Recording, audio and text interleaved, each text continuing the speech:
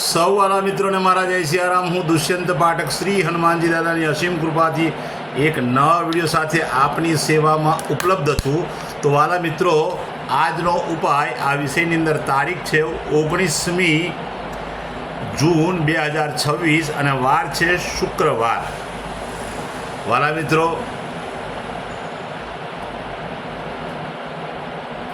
પંચાંગની જો વાત કરું તો જ્યેષ્ઠ મહિનો ચાલી રહ્યો છે, કૃષ્ણ પક્ષ શુક્લ પક્ષ ચાલી રહ્યો છે, આશ્લેષા નક્ષત્ર, હર્ષણ યોગ છે, કર્ક રાશિનો ચંદ્ર અને મિથુન રાશિનો સૂર્ય છે. વાલા મિત્રો, આગળ વાત કરીશ આજના ઉપાયની. તો આજના ઉપાયની અંદર વહેલી સવારે સ્નાન કરવા બેસો ત્યારે 5 ચમચી જેટલું ગુલાબજળ અને 1 ચમચી હળદર પધરાઈ અને તે પાણીમાં મિક્સ કરી તે પાણીથી સ્નાન કરવું છે.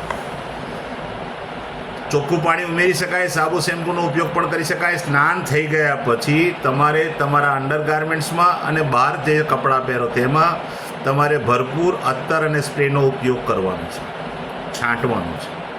તમારી પાસે દેશી ગુલાબનું અત્તર હોય તો જમણા હાથના અંગૂઠાની નીચે, આ જમણા હાથનો અંગૂઠો, આ નીચે જે ગાદી જેવો ભાગ છે ત્યાં આગળ તમારે અત્તર લગાડવાનું અને ડાબા હાથના અંગૂઠાથી રબ કરવાનું.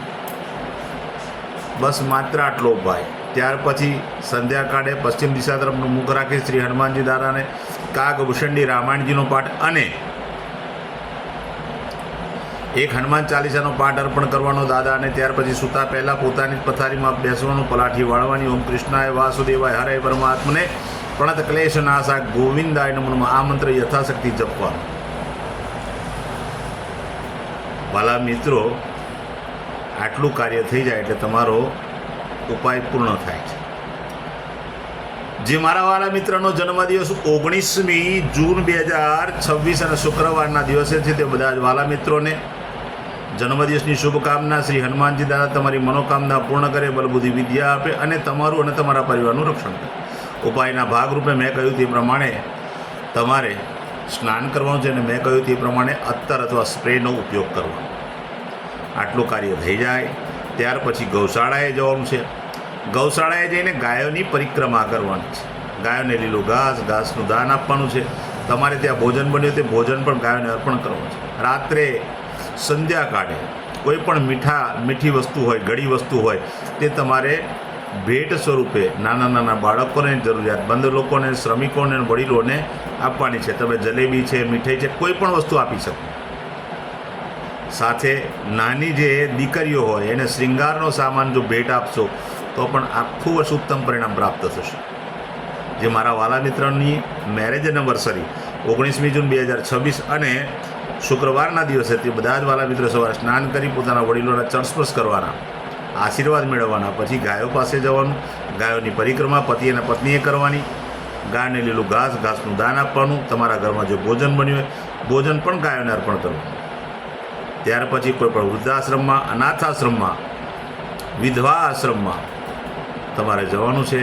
કોઈ પણ જરૂરિયાતમંદ વ્યક્તિ હોય, કોઈ શ્રમિક હોય, બ્રાહ્મણ હોય, એને તમે દાન આપી શકો. અને દાનની અંદર તમારે ભરપૂર સીધું આપવાનું છે. દાળ, ચોખા, ઘઉં, ઘી, ગોળ, ખાંડ, શાકભાજી સહિતનું સીધું આપવાનું છે.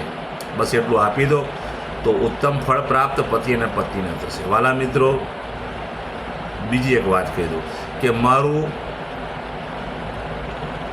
યુટ્યુબ પર દુષ્યંત પાઠકના નામનું એકાઉન્ટ્સ છે.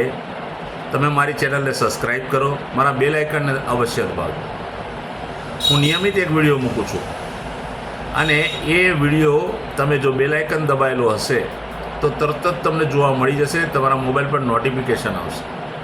એટલે મારી ચેનલને સબસ્ક્રાઈબ કરજો અને બેલ આઇકન દબાવજો. બીજી ખાસ વિનંતી, મારું ઇન્સ્ટાગ્રામનું પેજ અને મારું ફેસબુકનું પેજ, એનું નામ પણ દુષ્યંત પાઠક છે. મારા પેજને ફોલો કરજો, લાઈક કરજો અને પ્રાર્થના કરું છું કે શેર અવશ્ય કરો.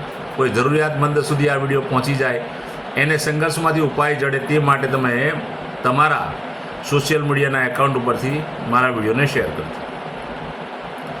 હું દરરોજ ઈમાનદારીપૂર્વક એક વાત અવશ્ય કહું છું કે મારો વિડીયો એકવાર જોવાથી કે એકવાર ઉપાય કરવાથી કોઈ ફળ મળે નહીં, એટલે પ્રયત્ન જ ના કરશો. વિશ્વાસ હોય તો મારો વિડીયો જુઓ નિયમિત, અને નિયમિત ઉપાય કરો તો તમારા જીવનમાંથી ચોક્કસ સંઘર્ષ, પીડા, દુઃખ, ચિંતા ઓછી થશે. નવા વિડીયોમાં ફરીથી મળીશું. આપ સૌને મારા સીતારામ.